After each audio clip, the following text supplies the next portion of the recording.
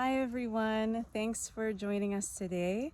I'm Sarah and this is my husband Yoav, and together we are co-creating the Home to Eden International Torah Family Initiative, and we're really happy you're here with us. This is part 3 of a little video series we've been doing on our story.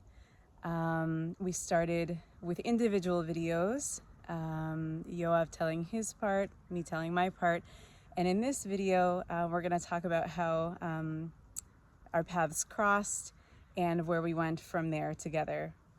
So if you haven't seen the first two, watch those first. My story, I left off where I was just about at the point where I was about to meet Yoav in college. And so we met, we became friends, and found we had a lot in common. And as we got to know each other more, there came a point where Yoav said, I need to sit down with you and tell you something. And if we're going to date. If we're going to date, right. Mm-hmm. We were on the path toward dating. So if we're going to date, I need to share something with you first. Mm-hmm. And of course, like, that sounds a little bit maybe unsettling. I was a little unsettled, but I sat down and I listened. And he started to share with me about how he had been on a journey over the past couple of years, where he had really started deeply questioning the beliefs he had been taught all of his life, being raised in Christianity. He was having like really I think you would say a massive struggle, mm-hmm. or had been going through a massive struggle with it. And in the course of exploring and trying to find out what is the truth about God and the Bible and history, he had come to the place where he was starting to explore Judaism and the Jewish way of looking at the Bible, understanding God and the world, and so he actually pulled out a binder, a very thick binder, and said, "This is all of my research on church history, Jewish history." I've been holed up in the library for the last couple of years or so, and not going to class, trying to figure this stuff out. And there are like major things in Christianity that I cannot believe anymore, such as in the doctrine of the Trinity. I can't say that I believe that anymore. And there was more, but I'll just describe my reaction in the moment, which was, I think I felt my stomach drop, because I wasn't there yet where he was. As I mentioned, I had started to question, but I wasn't as far along as he was. And I thought, oh no, I don't think this guy's really nice, but I don't think I'm going to be able to date him after all. But this was it was a crucial moment for me in my life, actually, because now looking back, I can see it was this crossroads sort of moment where if I could either decide to sit and hear him out and not panic and kind of take it in and understand more about what was happening, or I could say, no way, this is too scary, this is too big, I think you're a heretic, all of those things. And I really remember very clearly having a feeling or hearing inside myself, presumably like a message from God, or just a feeling, a thought from outside of me that said, like, it's okay, just listen, it's okay. And so I did.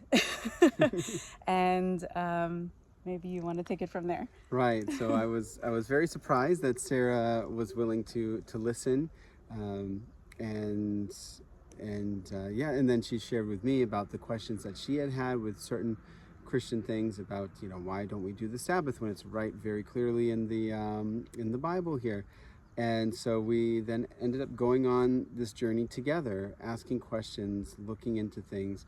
We had gone to, sort of a messianic Christian group, at first, and then we joined a group of people that had all left sort of messianic, well, they call them messianic synagogues, but really messianic churches, and because they were still seeing things that were in Christianity that weren't lining up with what they learned in the Torah, and realizing that there was still a lot of like replacement theology and things within that messianic Christian world that just again was very what's the word I'm looking for? It was very contradictory. It was very degrading to the history and the teachings of the Jewish people.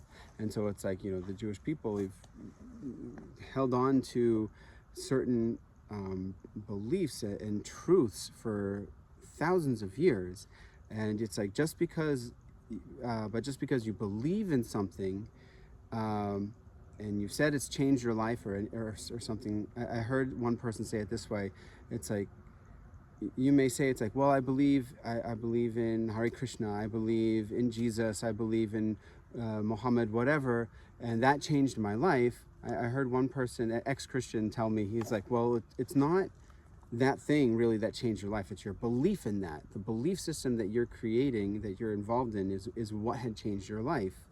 And so, the emotional changes and everything else, you can't say that that's not real, but the thing is, it's like, what are you believing in, and is that really true? And so we kept on that journey together, really wanted to seek out what was true, and we were B'nai Noach, or Noahides, which means that you're someone that is from the nations, you're not born Jewish, and you embrace the teachings of the Torah without converting. So we were Noahides without really understanding at that time fully what that concept was about. We learned more about what B'nai Noach, this idea of like Noahides within the Torah framework is all about later on.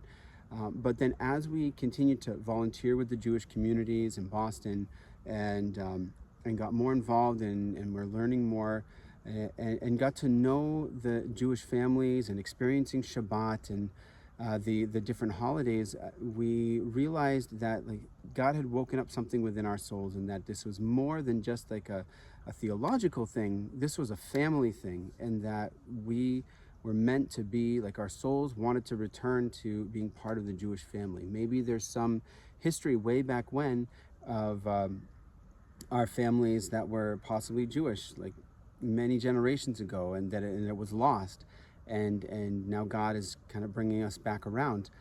But we eventually worked with the Orthodox Beit Din in Boston, and we chose to do the Orthodox conversion that way.